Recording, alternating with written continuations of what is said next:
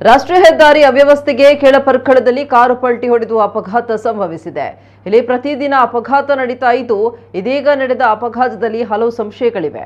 ಅಪಘಾತಗೊಂಡ ಕಾರಿನಲ್ಲಿ ಮಹಾರಾಷ್ಟ್ರ ನೋಂದಣಿಯ ವಿವಿಧ ನಂಬರ್ ಪ್ಲೇಟ್ಗಳು ಪತ್ತೆ ಆಗಿರುವುದು ಸಂಶಯಕ್ಕೆ ಎಡೆ ಮಾಡಿದೆ.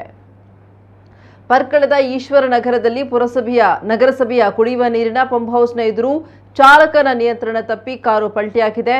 ಕಾರಿನಲ್ಲಿದ್ದವರ ಕೈ ಮುರಿತಗೊಂಡಿದೆ. ಕಾರು ಮಹಾರಾಷ್ಟ್ರ ಮೂಲದ ರಿಜಿಸ್ಟ್ರೇಷನ್ ಹೊಂದಿತ್ತು.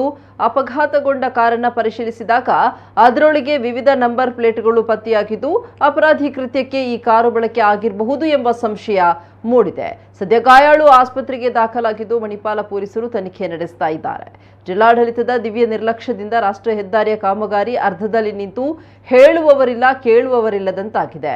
ಹೀಗಾಗಿ ಈ ಭಾಗದಲ್ಲಿ ವಾಹನ ಅಪಘಾತಗಳ ಸಂಖ್ಯೆ ಹೆಚ್ಚಾಗ್ತಾ ಇದೆ ಅಂತ ಜನ ಆರೋಪಿಸಿದ್ದಾರೆ.